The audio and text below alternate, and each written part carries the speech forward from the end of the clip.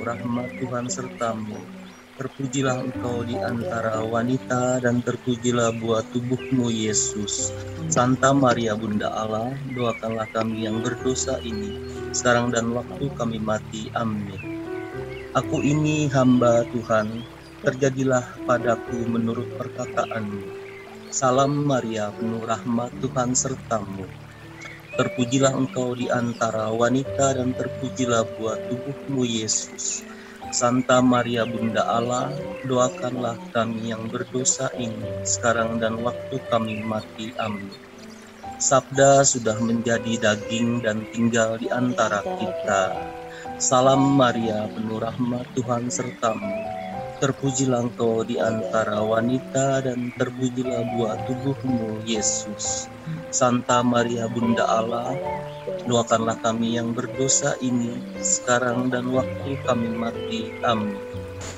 Doakanlah kami, ya Santa Bunda Allah, agar supaya kami dapat menikmati janji Kristus. Marilah kita berdoa.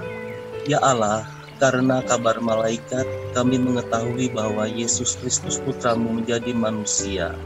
Curahkanlah rahmat-Mu ke dalam hati kami, supaya karena sengsara dan salibnya, kami dibawa pada kebangkitan yang mulia, sebab Dialah Tuhan pengantara kami. Amin. Puji dan syukur kepada-Mu ya Bapa, kami ucapkan terima kasih sepanjang hari ini, dari kemarin istirahat kami hingga pagi hari. Semoga sepanjang hari ini dan esok, kasih setiamu mengiringi kehidupan kami. Amin. Dalam nama Bapa dan Putra dan Roh Kudus. Amin. Ya, Bapak Grogi, panjang. Terima kasih ya semua. Terima kasih Pak Iwan. Iya. Silakan Romo. Selamat pagi semuanya. Pagi. Selamat pagi Romo dan semua. Hari Senin yang lalu kita mulai sedikit bicara latar belakang dari munculnya syahadat. Syahadat yang menjadi pokok iman kita, menjadi pengakuan iman Kristiani. Pengakuan iman Kristiani itu dirumuskan oleh para rasul, itu menjadi syahadat yang pendek. Setelah peristiwa Pentakosta, 12 rasul merumuskan rumusan iman yang kita pakai sampai sekarang. Karena ada kasus 300 tahun sesudahnya yang disebut dengan aliran Arianisme, dipelopori oleh seorang imam namanya Arius.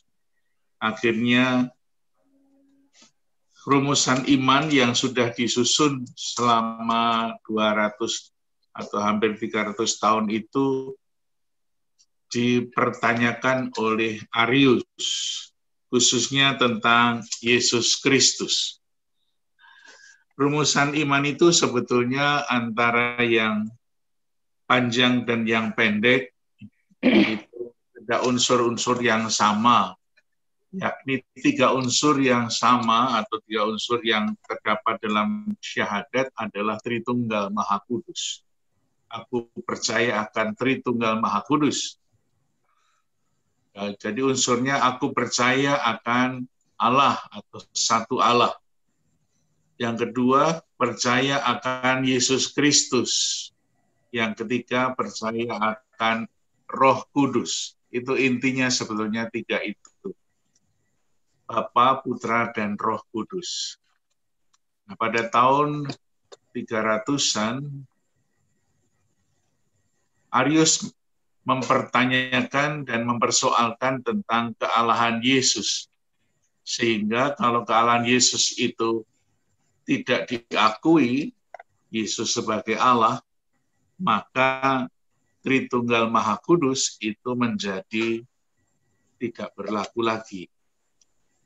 Oleh karena itu, selama beberapa tahun bahkan rumusannya itu baru muncul setelah berbicara, berdiskusi panjang lebar kurang lebih selama 50 tahun lebih dengan adanya Konsili Nisea dan Konstantinopel, maka muncullah syahadat yang panjang tahun 325 sampai 381. Itu namanya pengakuan iman syahadat hasil Konsili Nisea dan Konstantinopel. Nah, kalau kita melihat pengakuan iman para rasul yang pendek itu semuanya ada dalam kitab suci, di mana rumusan yang pendek pertama, aku percayakan Allah Bapa yang Maha Kuasa, pencipta langit dan bumi, disatukan dengan Yesus Kristus. Jadi Bapa disejajarkan dengan putranya Allah yang satu. Nah, itulah yang kemudian dipertanyakan oleh yang namanya Arius. Yesus disebut sebagai bukan Allah, tetapi ciptaan Allah sendiri. Sehingga status dan kedudukannya ada di bawah Bapa. Jadi yang disebut Allah itu hanya Bapa saja, dan Yesus adalah seperti manusia, seperti kita, ciptaan Allah, diciptakan oleh Allah sendiri. Maka kedudukannya ada di bawah Allah, tapi manusia. Maka oleh karena itu, di dalam syahadat yang panjang, kemudian diuraikan setelah diskusi yang cukup lama. Kalau kita melihat mulai dari Konsili Nisea tahun 325, lalu Konsili Konstantinopel tahun 381, yang kemudian dirumuskan, itu lewat 50 tahun ya, lebih dari 50 tahun. Selama 50 tahun itulah terjadi banyak diskusi, banyak perdebatan, banyak masukan, dan lain sebagainya, sehingga terumuskanlah syahadat yang panjang. Praktis yang berbeda dan dijelaskan secara panjang lebar adalah rumusan yang kedua, bukan? Rumusan tentang Yesus. Kalau kita lihat perbedaannya cukup panjang. Kalau dalam syahadat singkat tentang Yesus Kristus, syahadat singkat akan Yesus Kristus putranya yang tunggal Tuhan kita. Itu kemudian dalam syahadat panjang dijelaskan dengan cukup panjang. Dan akan satu Tuhan Yesus Kristus putra Allah yang tunggal. Yang sininya ada bordir warna coklat putih. Jadi judulnya saja sudah Allah. Aku percaya akan satu Allah, bukan hanya aku percaya akan Allah, tetapi aku percaya akan satu Allah. Jadi Bapa, Putra, dan Roh Kudus adalah Allah yang satu, satu Allah, tiga pribadi. Lalu pribadi Yesus Kristus ini dijelaskan dalam syahadat panjang. Ia lahir dari Bapa sebelum segala abad. Kita tahu bahwa di dalam Injil Yohanes, itu ketika orang memperdebatkan tentang Yesus, Yesus pernah mengatakan kepada orang-orang pada saat itu, ya, umurmu belum sampai 50 tahun, engkau lebih daripada Abraham. Yesus mengatakan, sebelum Abraham ada, aku sudah ada. Itulah yang dikatakan di dalam Injil Yohanes. Maka dikatakan, dijelaskan di sana, ia lahir dari Bapa sebelum segala abad. Yang kemudian dari awal Injil Yohanes sudah dikatakan bahwa pada awalnya ada firman, Dan firman itu ada bersama dengan Allah, dan firman itu adalah Allah sendiri. Maka berdasarkan Injil Yohanes dan juga pemahaman keyakinan gereja sejak awal, mau dijelaskan di sana bahwa Yesus dan Bapa itu satu. Yesus adalah firman Allah yang menjadi satu sebelum segala-galanya ada. Maka kemudian dijelaskan Allah dari Allah, terang dari terang, Allah benar dari Allah benar. Bahwa Yesus berasal atau bersama dengan Allah, bukan diciptakan oleh Allah.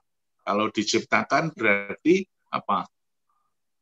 Seperti apa dikatakan Arius, Yesus itu ciptaan Allah. Berarti kalau diciptakan oleh Allah itu Yesus tidak, atau Yesus pernah tidak ada. Padahal Yesus bersama dengan Allah. Lalu ini yang melawan Arius, kata-kata ini. Ia dilahirkan, bukan dijadikan, bukan diciptakan. Karena Arius mengatakan bahwa Yesus adalah ciptaan Allah, diciptakan oleh Allah. Maka syahadat panjang inilah yang kemudian melawan, menjelaskan ia tidak diciptakan, tetapi dilahirkan. Dilahirkan bukan diciptakan seperti ciptaan yang lain, tetapi dilahirkan, dihadirkan. Sehakikat dengan Bapa. Maka hakikatnya, hakikat Yesus Kristus dan Bapa itu sama, itu satu, sehakikat, menjadi satu hakikatnya. Dan segala sesuatu dijadikan olehnya. Itulah yang kemudian menjadi jawaban dari gereja dalam konsili yang menjelaskan siapakah Yesus itu. Yesus bukan diciptakan oleh Allah, tetapi bukan dijadikan, tetapi dilahirkan sehakikat dengan Bapa. Dengan demikian, konsep atau rumusan iman tentang Tritunggal Maha Kudus kemudian dipulihkan lagi. Tetapi ajaran Arianisme sudah terlanjur tersebar ke seluruh dunia. Sehingga sekarang ini juga masih ada orang yang mempercayai semacam itu. Yang kemarin kita bicarakan, salah satunya adalah kelompok kaum saksi Yehova. Itulah yang terjadi. Kalau di dalam rumusan-rumusan yang lain, itu kurang lebih sama. Hanya diberi penjelasan sedikit, sehingga menjadi lebih gamblang. Nah, sebetulnya itulah rumusan iman dari syahadat kita, yang intinya adalah Tritunggal Maha Kudus. Umat Kristiani mengimani Allah Tritunggal Maha Kudus, Bapa, Putra, dan Roh Kudus. Nah, kalau kita kembali kepada syahadat para rasul, syahadat yang pendek, kita melihat dari rumusan iman itu menurut iman Katolik, itu bisa dirumuskan atau dibagi menjadi 7 bagian, atau boleh juga kalau diperpanjang menjadi 12. Yang pokok ada 7 bagian. Yang pertama adalah aku percaya akan Allah Bapa yang Maha Kuasa, pencipta langit dan bumi, dan akan Yesus Kristus putranya yang tunggal Tuhan kita. Jadi ini menjadi satu kelompok pertama, bahwa kealahan Yesus sebetulnya sudah tercantum di sana. Aku percaya akan Allah. Siapa Allah itu? Bapa dan Putra. Nanti yang ketiga adalah Roh Kudus. Nah, di dalam rumusan pertama itu disebut aku percaya, credo. Ya, credo itu aku percaya. Tetapi berbeda dengan Bapa kami, bukan Bapakku, tetapi Bapa kami. Artinya apa? Bapa kami kita sudah melihat dalam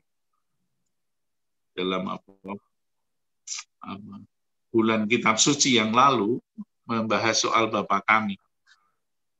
Artinya apa? Kami itu adalah saya dan Anda dan semua gereja, semua umat Allah.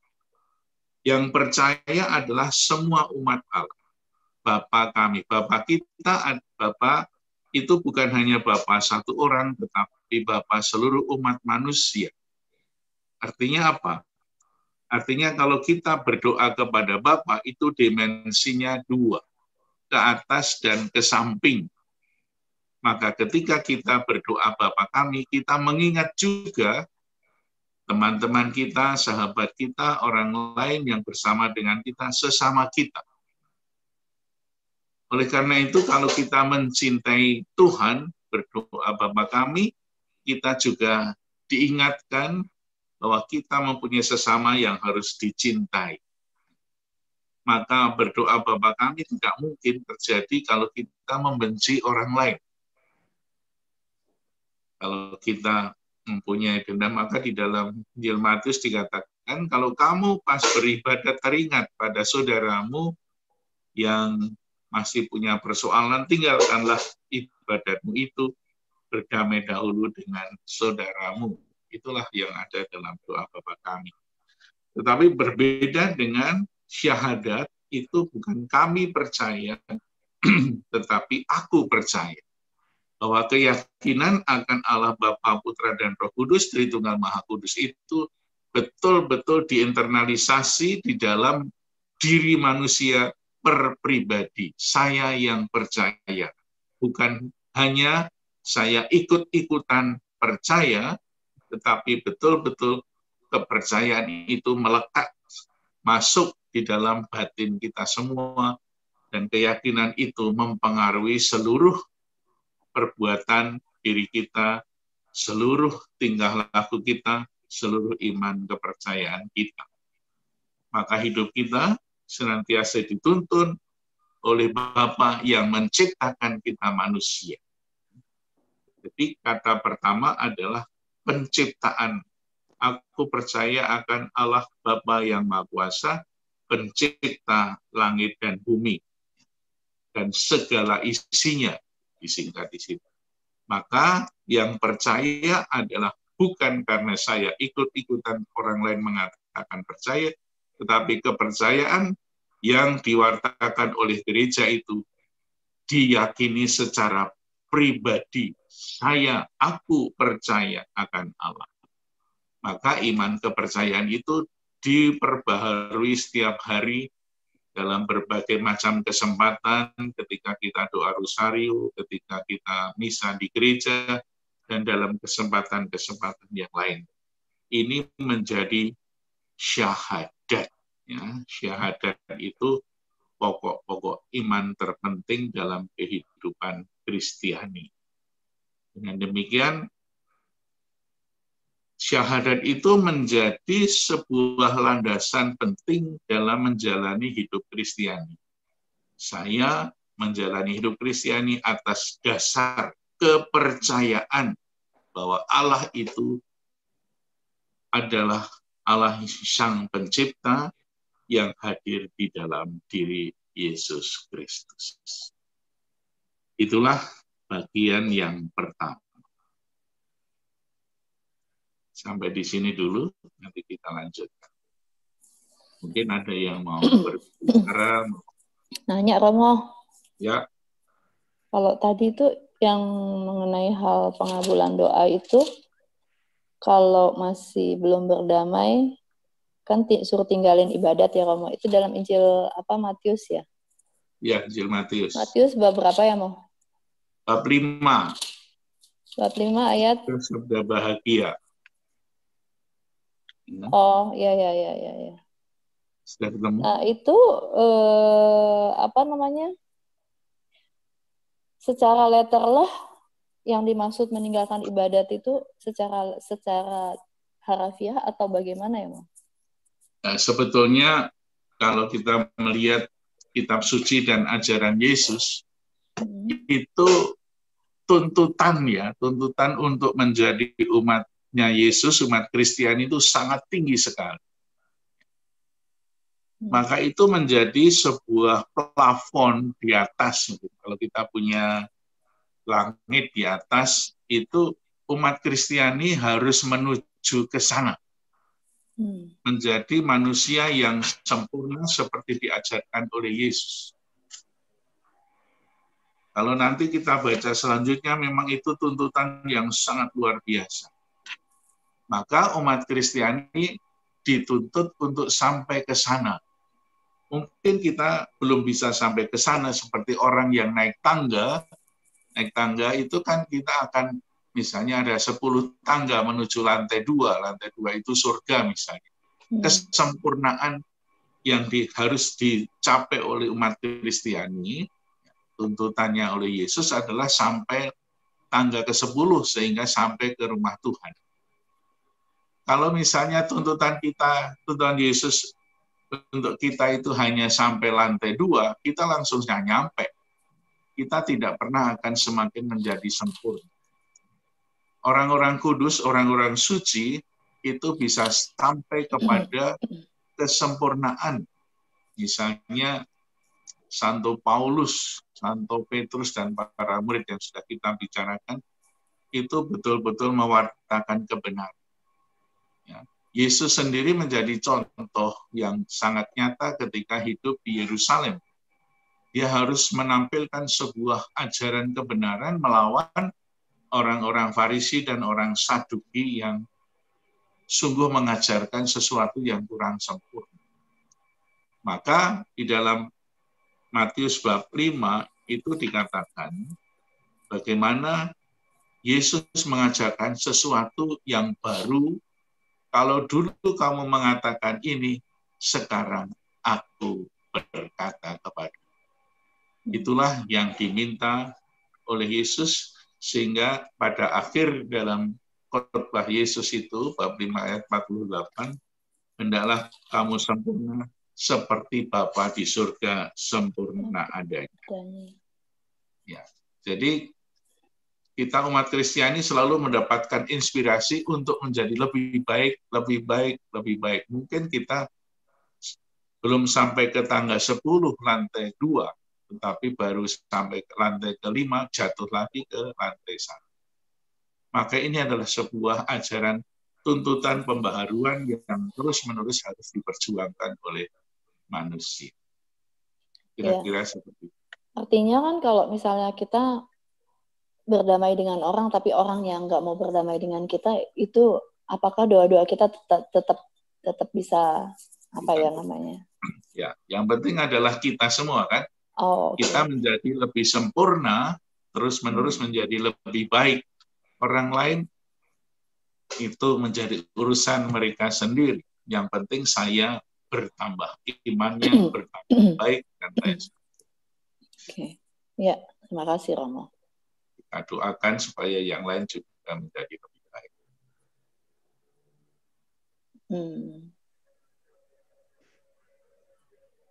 Boleh nanya lagi nggak, Mo? Boleh. Kemarin itu saya lihat apa sih pernikahannya, pemberkatan nikahnya Denny Sumargo. Dia kan Kristen, Mo. Mereka itu tetap mengakui paham Tritunggal nggak ya? Karena waktu pendetanya doain itu dalam apa? Dengan berkat Allah, Putra dan Roh Kudus gitu loh, Mo. Itu maksudnya? Saya nggak tahu dia. Nggak, maksudnya orang Kristen yang bukan Katolik itu mereka mengakui paham Tritunggal nggak gitu? Ada yang iya, ada yang enggak. Oh, berarti memang ada yang mengakui, ada yang tidak gitu ya, Mo? Iya. Soalnya kemarin pas lihat pemberkatannya itu ada Denny Sumargo itu, dia pendetanya menyebutkan itu gitu, Allah, Putra dan Roh Kudus. Berarti mereka mengakui gitu kan?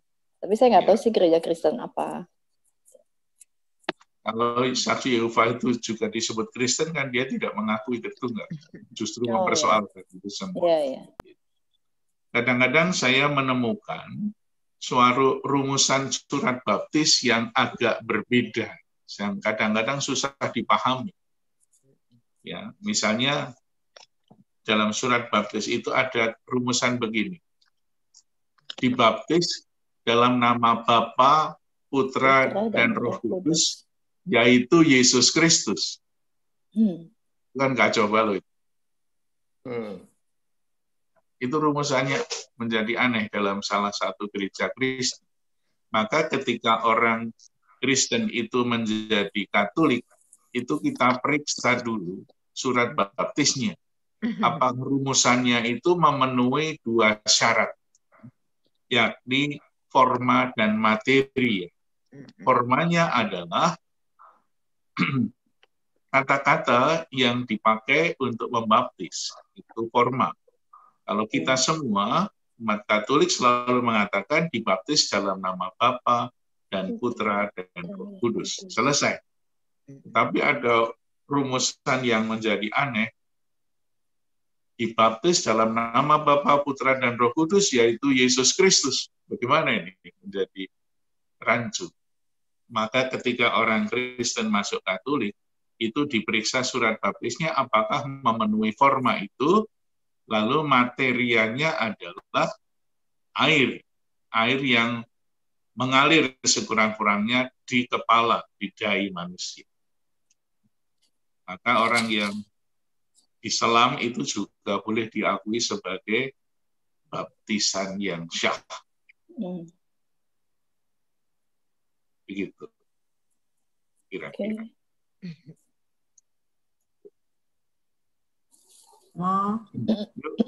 Romo. Yau. Saya tanya ya, Mo ya.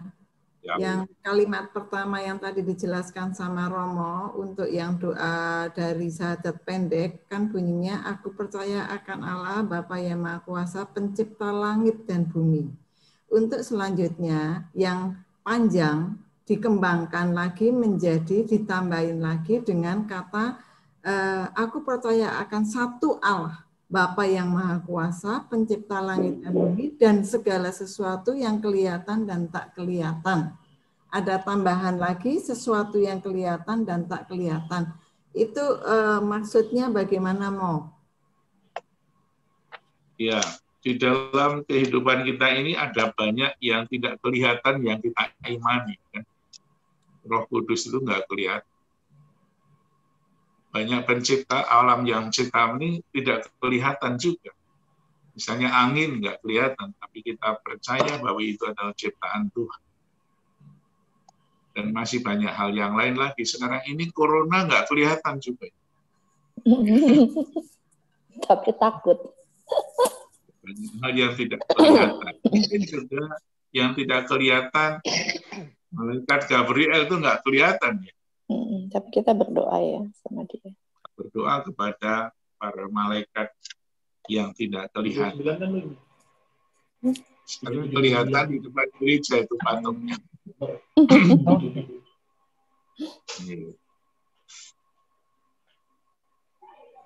Maka sangat menjadi luas sekali.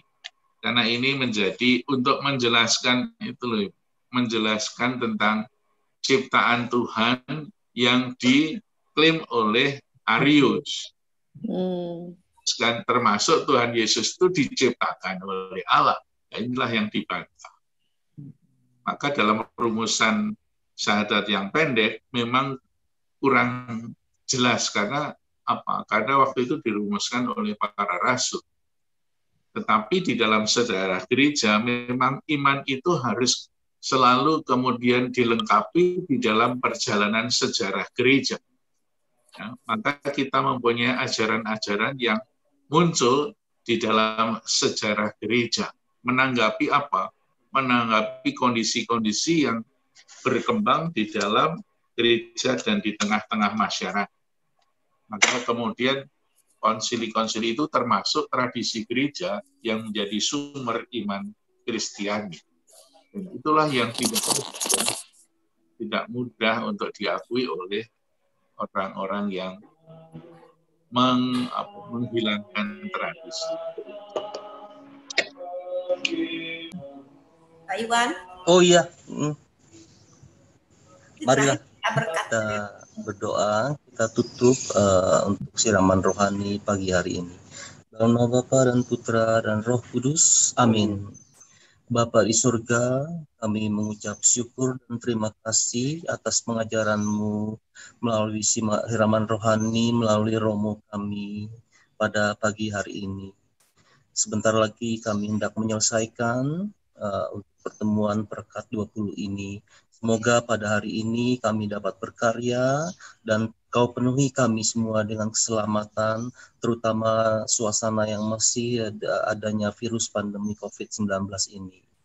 Terima kasih Tuhan, semoga doa ini juga kami dapat panjatkan dengan doa yang sempurna yang diajarkan oleh Yesus Kristus. Bapa kami yang ada di dalam surga, dimuliakanlah nama-Mu, datanglah kerajaan-Mu, jadilah kehendak-Mu di atas bumi seperti di dalam surga.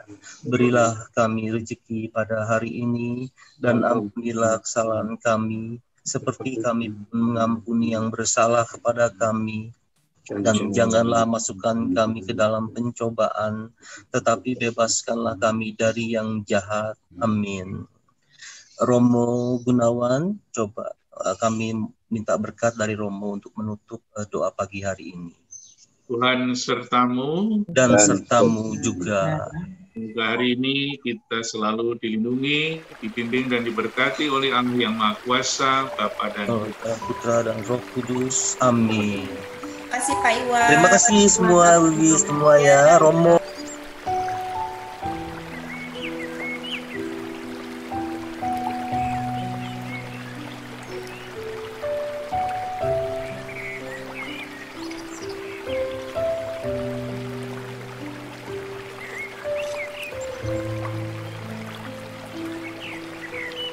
Thank you.